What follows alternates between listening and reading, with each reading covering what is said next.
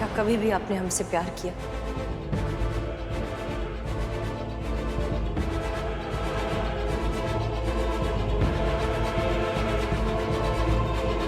शायद।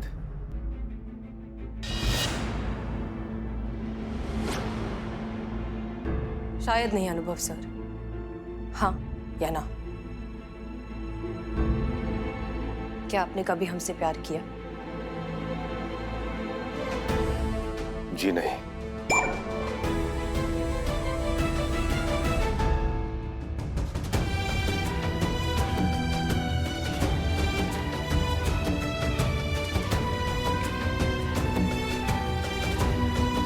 इसका मतलब अब तक जो कुछ भी चल रहा था वो सब झूठ था। बेवकूफ बनाया आपने हमें।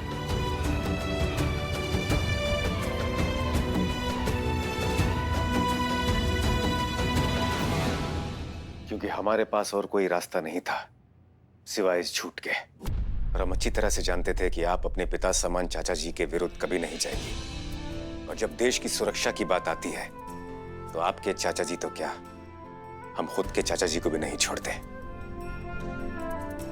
हमें पता था हसीना मलिक कि किस तरह की प्रतिक्रिया रहेगी आपकी, इसलिए हमने इरादे आपसे छिपाए रखे। आप जज्बात से काम लेती हैं और हम फर्ज से। और जब फर्ज की बात आती है तो कई बार जज्बात का दामन छोड़ना पड़ता है। और अब जब आप सत्य जान चुकी हैं तब हम आपको इस मिशन में ऑन बोर्ड ले रहे हैं। बाकी इंफॉर्मेशन भी हम आपको दे देंगे। चलिए हमारे साथ। हम कह रहे थे कि प्यार में हर चीज अचानक ही तो होती है। तुमको पता है हमारा लल्ला जो है ना वो भी अचानक ही आ गया। लल्ला था कि छींक अचानक से आ गया? बाप रे। प्यार की बात है ना, आप नहीं समझेंगे, छोड़िए। एक तो अनुभव भैया भी फोन नहीं उठा रहे हैं, बताइए। हमको लग रहा है ना हसीना मैडम और अनुभव सर ना साथ में मिलकर स्पीच लिख रहे हैं। हो सकता है। कहाँ हो सकता है, स्पीच का समय हो गया है। ऐसे समय में अनुभव भैया से मिलने चली गई है। ये इनका हिंदी और उर्दू का जो मिलन है ना, हमारे समझ में नहीं आता है। और ये कब तक सिखाएगी इनको पुलिस के बारे में? थोड़ी देर में ये पुलिस बन जाएगी।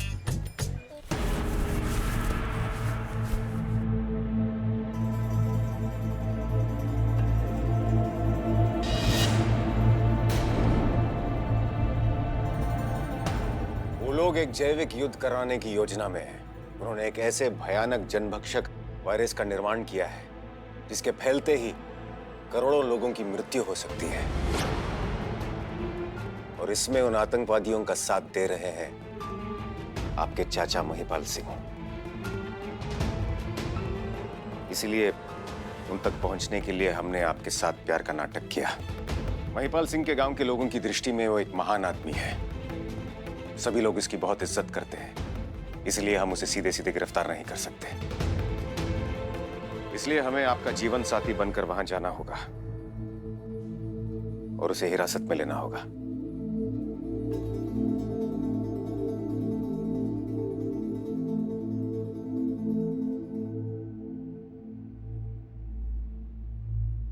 मतलब अब तक प्यार का नाटक जो आप हमारे साथ करते आए वो अब हमें करना होगा? जिस तरह आपने हमें धोखा दिया, अब हमें अपने अब्बू समान चाचा जी को धोखा देना होगा? अगर आप इस प्रश्न का उत्तर चाहती हैं तो जी हाँ, हम वही चाहते हैं।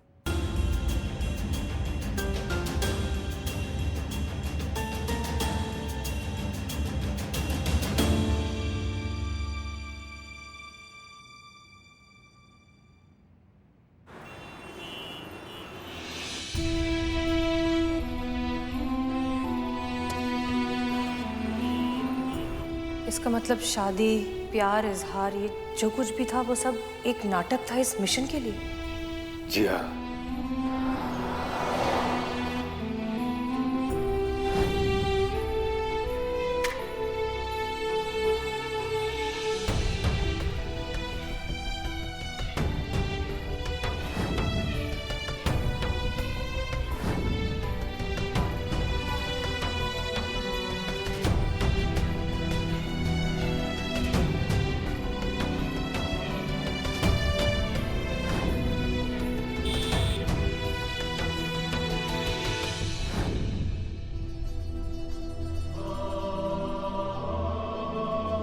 आपको हम पर विश्वास है ना?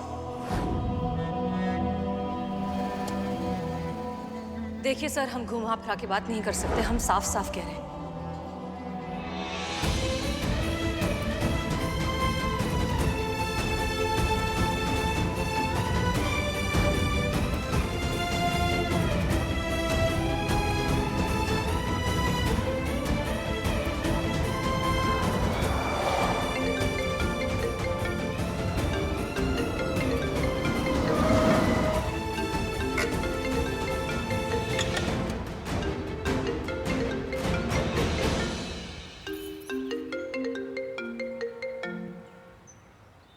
जी करिश्मा सिंह। जय हिंद मैडम सर, आप कहाँ हैं? आप फोन नहीं उठा रही हैं। आप कब से हम आपको फोन कर रहे हैं।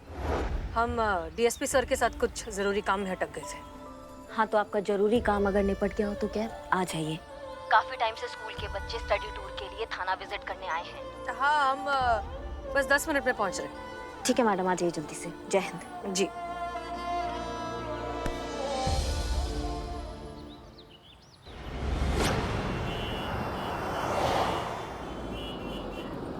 देखिए हमारी मैडम सर भी आ गई।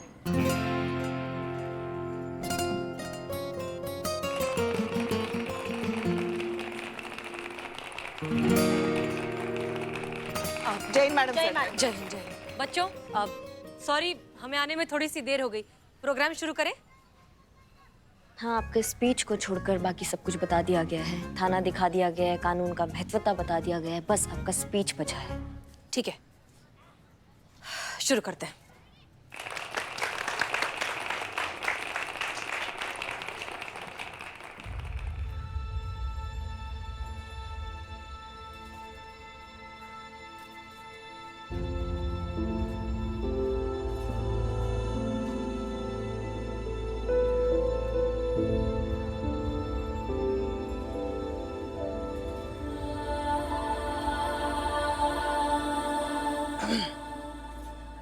मैडम सर, क्या हुआ?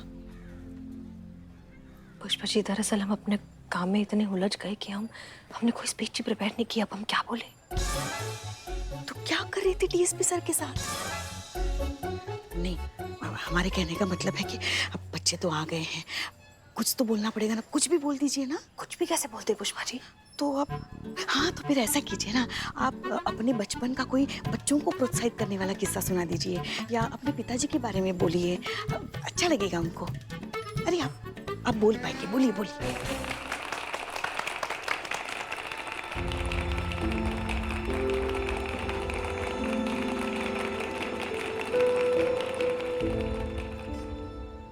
आज हम आपको कोई लंबी सी बोरिंग सी स्पीच नहीं देना चाहते।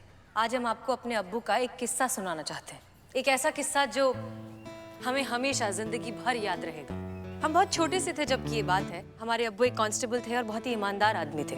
एक बार उन्होंने एक बहुत ही रईस इंसान की गाड़ी रोकी क्योंकि वो ट्रैफिक के रूल्स तोड़ रहा था। उससे उसका लाइसेंस मांगा चालान बनाने के लिए। उस आदमी ने मना कर दिया और बदले में उसने हमारे अब्बू को 500 रुपए देने की कोशिश की रिश्वत में। अब्बू ने क्या किया? अब्बू ने मना कर दिया। उन्होंने कहा कि हम बहुत ईमानदार हैं और हम रिश्वत नहीं लेते। फिर उस रईस आदमी ने रिश्वत की कीमत बढ़ानी शुरू कर दी। 500 से 1000, 1000 से 2000, 2000 से 5000, करते करते कीमत 10,000 तक पहुंच गई। लेकिन फिर भी हमारे अब्बू ने मना कर दिया। थक हार कर और हैरान होकर उस रईस आदमी ने अब्बू से पूछ ही लिया, आपको नहीं लगता कि इतनी बड़ी कीमत ठुकरा कर आप अपना नुकसान कर रहे हैं? अब्बू ने क्या जवाब दिया? अब्बू ने कहा कि जब भी मैं कोई काम देश हित के लिए करता हूं तो मेरा कभी कोई नुकसान नहीं होता। और जब फर्ज की बात आती है तो कई बार जज्बात का दामन छोड़ना पड़ता है। फिर उस आदमी ने अब्बू से पूछा कि आप तो सिर्फ एक कांस्टेबल हैं, आपकी तो तनख्वाह भी इतनी ज्यादा नहीं है, फिर भी आपके मन में एक बार भी ख्याल नहीं आया कि आपको पैसे रख लेने चाहिए? अब्बू ने इस बात का जो जवाब दिया, उस बात पर हम आज भी गर्व करते हैं। उन्होंने कहा कि मेरी निजी जिंदगी में चाहे कितने भी दुख दर्द हो, देश हित का जज्बात हमेशा उसके ऊपर होता है।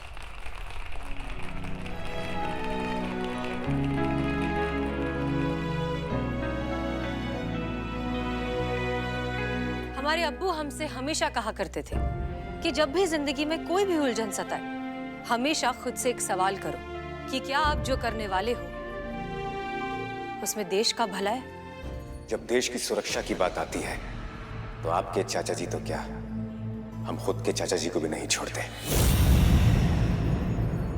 और इस सवाल के जवाब से आपकी सारी उलझनें सुलझ जाएंगी, क्योंकि एक बात तो तय है, देश के हित के आगे और उससे जरूरी कुछ भी नहीं।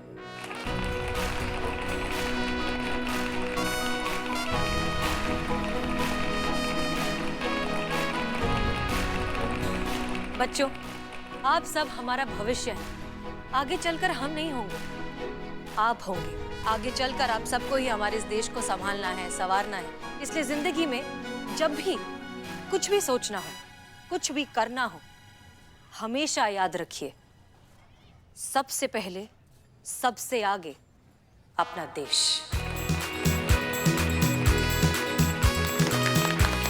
मैडम से क्या बात है?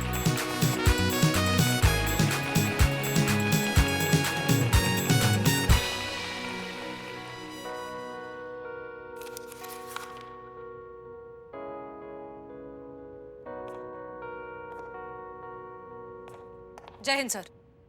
जय हिंद।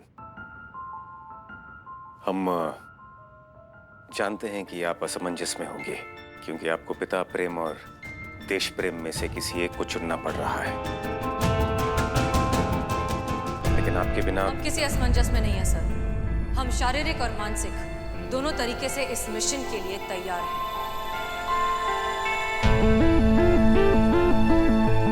हमने चाचा जी से मिलने की तारीख भी फिक्स कर दी। 7 तारीख को हम उनसे मिलेंगे।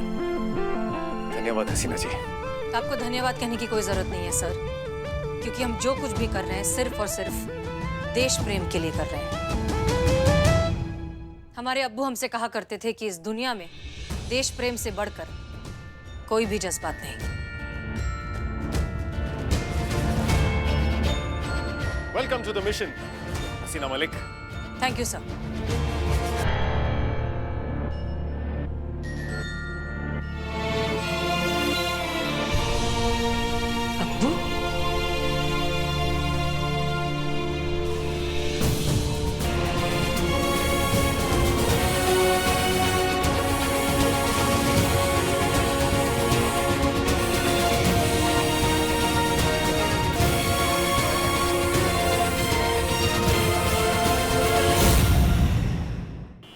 संतोष जी, हाँ, स्माइल स्माइल। क्या बात है, क्या क्या लग रही हैं आप। क्या फोटोज आ रही हैं, ये देखो। हमको भी संतोष जी के साथ फोटो लेना है। ले अब नहीं आएंगी अच्छी फोटो। देखो ऐसा है ना बाबू कि तुम्हारे पास कैमरा है ना तो फोटो लो, तुम फिर की मत लो, नहीं तो तुम्हारा ब्रेकिंग न्यूज बना देंगे हम। बहुत खराब आदमी है। पासी खबर जैसी बातें करने वाला मुझे ब्रेकिंग न्यूज की धमकी दे रहा है। डरना चाहिए मुझे। हाँ, डरना चाहिए। सनी, इतनी बहस क्यों कर रहा है? एक फोटो ही तो लेनी, ले ले चीता के साथ इसके फोटो। साथ ले ले फोटो ले ले। संतु जी बोली ना बाबू, अब देखना हमारा और संतु जी का केमिस्ट्री। बेटा केमिस्ट्री तो मैंने अपने स्कूल में कभी ना देखी। यहाँ क्या उखाड़ लूंगा देख के। स्कूल में देखे होते ना तो कोई बढ़िया काम उम कर रहे होते, पैसा वैसा मिलता तुमको। ये सब बकलोली नहीं करते। जा रही हूँ मैं। अरे संतु जी, संतु जी रुको रुको, खिंचवा लो फोटो, खिंचवा लो। ओके, तो अब क्योंकि हम मैडम सर और डीएसपी सर का प्री वेडिंग फोटो शूट कर रहे हैं, तो हम एज ए कपल फोटो खिंचाएंगे। कपल? संतु जी हम रेडी हैं। मैं रेडी हूँ। रेडी। तू फोटो खींच। आइए। हाँ, तुम दोनों कपल और मैं फोटोग्राफर। संतोष जी, क्या ये क्या कर रही हैं आप? ना, क्या ना। बोल रही हो? फोटो खिंचाने बोल रही हूँ, शादी करने नहीं बोल रही हूँ। तुम चीते, तुम मैडम सर और तुम डीएसपी सर। चलो डीएसपी सर आप बैठिए प्लीज। संतोष जी, हाँ बैठिए संतु जी समझिए ना। बैठिए। अच्छा। और मैडम सर आप डीएसपी सर के कंधे पर हाथ रखिए। Very good. स्माइल, अच्छे से स्माइल।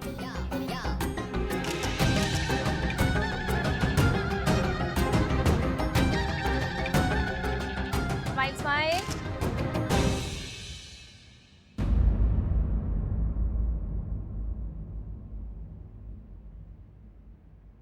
जय हिंद। जय हिंद। चैन से। मैडम सर, आप ही का इंतजार था। शुरू करें आपका प्री वेडिंग शूट। ये करना जरूरी है क्या? अरे मैडम, आजकल शादी के मंत्रों से ज्यादा इंपॉर्टेंट हो गया ये शूट। करें शूट स्टार्ट। हाँ, लेकिन हम सोच रहे थे कि हसीना जी अब खिंचवा लेते हैं एक फोटो। जी सर। चलिए। चड्डा, मैडम सर का और सर का ना एकदम बढ़िया फोटो खींचना। बढ़िया फोटो खींचे तो अपना और संतोष जी की शादी में भी तुम्ही को बुलाएंगे। बेटा तेरा तो दीवार पे टांगने वाली फोटो खींचूंगा बहुत जल्द। मैं जा रही हूँ। अरे संतोष जी खींचे नहीं, फालतू हाँ, और वो डीएसपी सर आप बैठ जाइए। मैडम आप भी वहाँ बैठ जाओ। हाँ, अब मैडम सर आप ना डीएसपी सर के कंधे पर हाथ रखिए। हाँ अच्छी फोटो आई। बहुत अच्छी।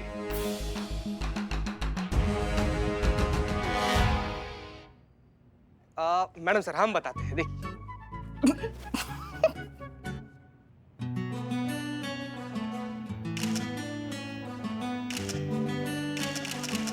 स्माइल। एंड हियर वी गो।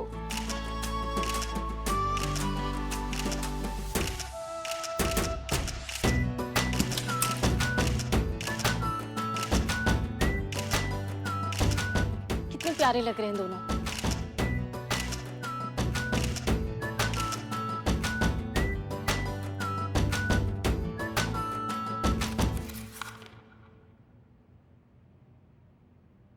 शादी, प्यार, इजहार, ये जो कुछ भी था वो सब एक नाटक था इस मिशन के लिए। जी हाँ।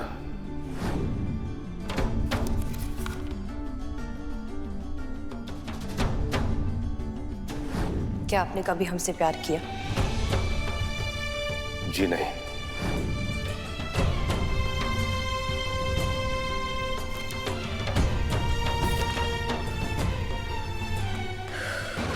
जय हिंद मैडम सर। जय हिंद करिश्मा सिंह। ये फाइल्स हेडक्वार्टर भेजनी है तो आपके हस्ताक्षर चाहिए इसमें। शुक्रिया।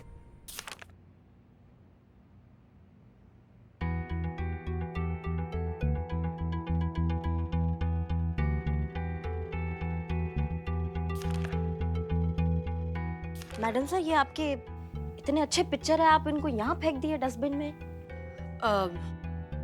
हमें अच्छे नहीं लगे वो फोटोज, हम मोटे लग रहे हैं उनमें, इसलिए फेंक दिए।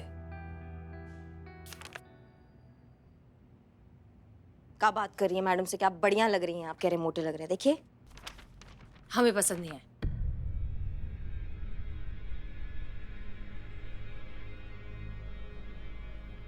मैडम सर सब ठीक है ना आपके और अनु भैया के बीच में? हाँ सब ठीक है, बिल्कुल ठीक है। आप ऐसे क्यों पूछ रही हैं?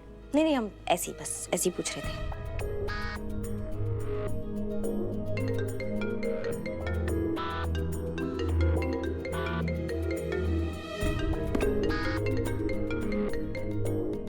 जय हिंद सर। जय हिंद। हसीना मलिक, आप मिशन के लिए तैयार तो हो गई हैं, लेकिन क्योंकि ये मिशन बाकी मिशन से अलग और कठिन है, इस मिशन को सफल बनाने के लिए आवश्यकता है प्रशिक्षण की। हम आपको एक पता भेज रहे हैं, बिना किसी को बताए आप हमें वहां 20 मिनट में मिलिएगा। जी सर, हम 20 मिनट में पहुंच जाएंगे। जय हिंद। जय हिंद।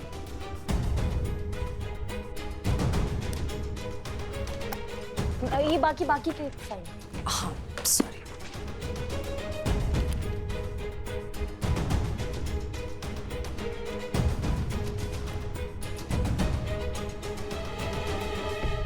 ठीक है। कुछ तो ठीक नहीं है। आप जानती हैं कि शत्रु देश हमारे देश में जैविक युद्ध की परिस्थिति बनाना चाहते हैं, और अफसोस की बात यह है कि हमारे कुछ देशवासी भी इसमें शामिल हैं। यदि यह मिशन सफल हुआ तो इतने लोगों की मृत्यु होगी कि गिनना भी असंभव होगा। गंभीर बीमारियां फैल जाएंगी जो आने वाले कई सदियों तक हमारा देश कभी नहीं भूल पाएगा। इस मिशन को रोकना पड़ेगा, लेकिन इस मिशन से जीवित लौटने की संभावना बहुत कम है। क्या आप तैयार हैं? जब देश की सुरक्षा का जज्बा बढ़ जाता है तो मौत का खौफ नहीं होता सर। अगर इस मिशन में हम शहीद हो गए तो हमारे अब्बू को हम पर फक्र होगा। वो हमसे कहकर गए थे कि अपने देश के लिए अपनी जिंदगी दे देना, और वक्त आने पर अपनी जान भी।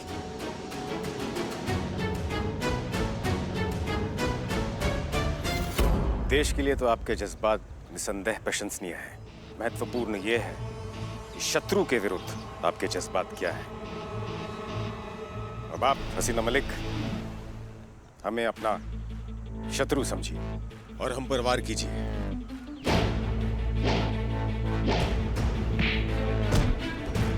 हसीना मलिक, बिना ये सोचे कि हम आपके उच्च अधिकारी हैं, वार कीजिए हम पर। वार कीजिए हसीना मलिक, शत्रु आपके सामने खड़ा है। सोचिए मत हसीना मलिक, वार कीजिए।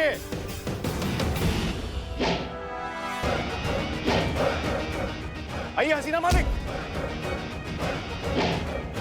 वार कीजिए हसीना मलिक, ध्यान दीजिए।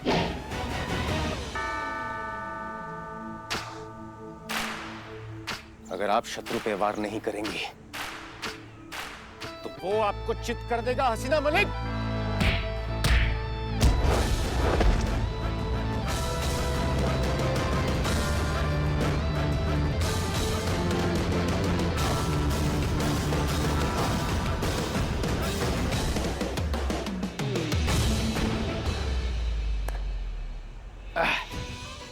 माफ कीजिए सर, लेकिन आपको ये दिखाना जरूरी था कि हम अपने जज्बात से दुश्मन के घर में घुस कर उसे मात दे सकते हैं।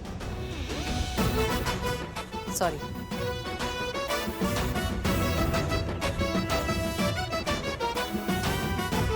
उत्तम, अति उत्तम हसीना मलिक।